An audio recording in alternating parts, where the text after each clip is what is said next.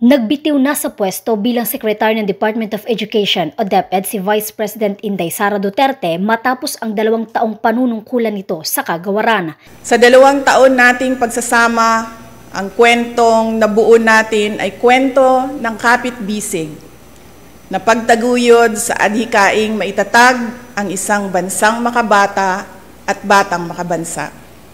Ngunit anumang kwento, kahit gaano kaganda, ay sadyang nagtatapos rin.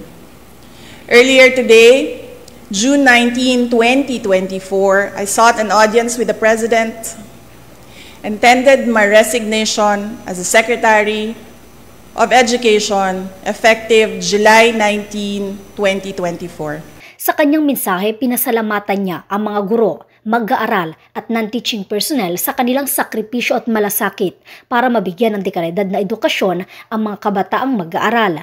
Binigyang diin din ng Vice Presidente na ang kanyang pagbibitiw ay hindi pagpapakita ng kahinaan bagkus malasakit sa mga guro at kabataang Pilipino. Mga kababayan, ang aking pagbibitiw ay hindi lulan ng kahinaan, kundi dala ng tunay na malasakit para sa ating mga guro at kabataang Pilipino. Matatandaang base sa resulta sa survey ng Okta Research, naunguna ang DepEd bilang most trusted at best performing government agency kung saan 82% mga Pilipino ang bumoto dito. Dahil sa pagbibitiw ni VP Sara, usap-usapang ito na ang hudyat na tapos na ang BBM Sara Tandem na mas kilala bilang unit team noong panahon ng eleksyon.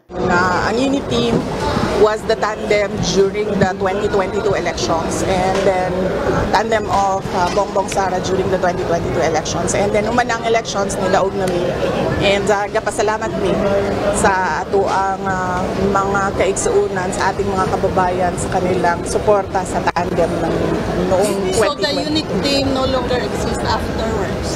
Are you saying? Well, we are not candidates anymore. Ay naman kay former presidential spokesperson Attorney Harry Roque, nagbigay niya ng pag-asa sa mga nais ng tunay na pagbabago sa bansa ang ginawang pagbibitiw ni VP Sara. Dagdag pa niya na mayroon ng alternatibo kay Pangulong Bongbong Marcos Jr. Nagbigay po yan ng pag-asa sa lahat ng mga nagnanais ng tunay na pagbabago na hindi po naibigay ni PBBM, bagamat yan ang naging pangako niya.